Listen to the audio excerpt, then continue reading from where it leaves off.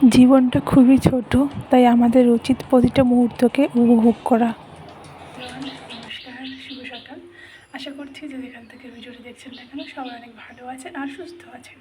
শিখতাস লাইফস্টাইলের নতুন একটা ভিডিওতে সবাইকে আরও একবার অনেক অনেক সুস্বাগত জানাই। আজ সোমবার, শ্রাবণের প্রথম সোমবার আজকে। আমি কিন্তু সবুজ চুড়ি পরি না, কখনো পরিনি, কেন পরি না জানি না, যাই হোক পরি না, যার যার বিশ্বাস তার তার উপর।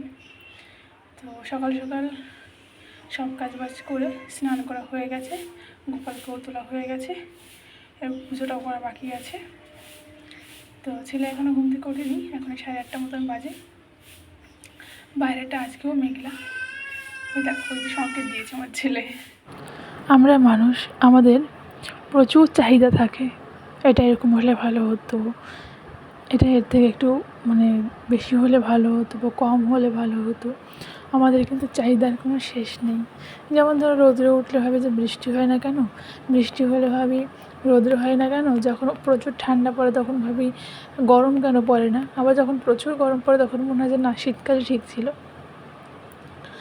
আমাদের জীবনের যে ছোটো ছোটো চাহিদাগুলো, এগুলো চাহিদার শেষ নেই কোনো, ঠিক আছে, এগুলো কখনোই পরিপূর্ণ হবে না। তাই আমার মনে হয় যে এত চাহিদা না রেখে ছোটো ছোটো যে মুহূর্তগুলো হয় সেগুলোকেই উপভোগ করা উচিত জীবনে, নাহলে সারা জীবন ওই আফসোসই থেকে যাবে। এই ধরো আমার যে ওরকম আজকে আমি ভোর 5টার সময় ঘুম থেকে উঠেছি, তো সারাদিনে আমি এক ফোঁটা সময় পাইনি, কেননা ছেলে আমার আজকে দিনের বেলায় ঘুমোয়নি। তাই তো আমি যেরকম ভাবি যে যদি আমি একটু সময় পেতাম ঘুমানোর বা কিছু, অনেকের এমন আছে যে সেই ব্যস্ততাকেই চায়। আর কষ্ট হলেও ভালোবাসার মানুষের জন্য করার মধ্যে একটা আলাদা রকমের শান্তি আছে, একটা মানসিক শান্তি কাজ করে, ঠিক আছে।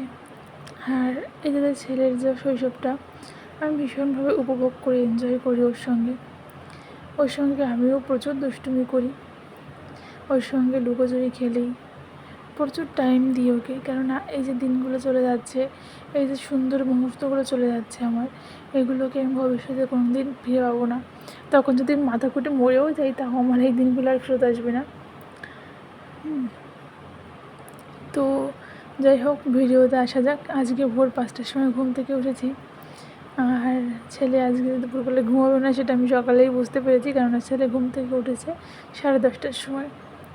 তো এখানটায় দেখো ছেলের জন্য লাঞ্চ রেডি করে নিলাম। এটা হচ্ছে পাস্তা, এটা বলতে পারো সবজি দিয়ে ডিম ভাজা। পাস্তা খুবই কম থাকে, এটা তোমরা বড়োদেরও করে দিতে পারো। আমার ছেলের যেহেতু একটু খেতে অসুবিধা হয় তাই আমি একটু ছোটো করে কেটে দিয়েছি।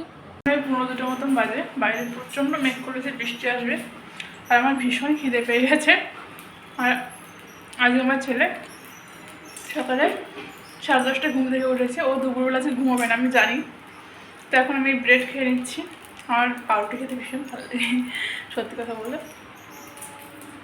আর দাদার জন্য একটু মাছ করে দিচ্ছি, যেহেতু ওর জ্বর হয়েছে, কিছুই তেমন একটা ভালো লাগছে না খেতে, তো ভাবছি একটু মাছ করে যদি খেতে পারে। আর আমাদের তো সোমবার, আমরা তো নিরামিষই খাবো। দেখো ঝমঝমে বৃষ্টি চলে এলো।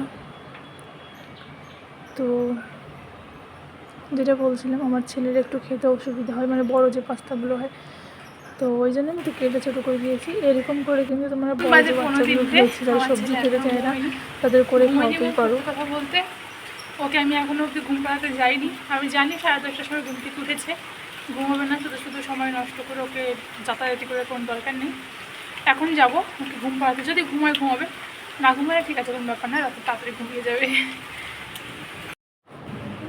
দেখো কালকে গাছে না প্রচুর ফুল হবে, যদি আমি 5টার সময় উঠতে পারি তবে এই ফুলগুলো পাবো, নাহলে একটা ফুলকেও পাবো না আমি।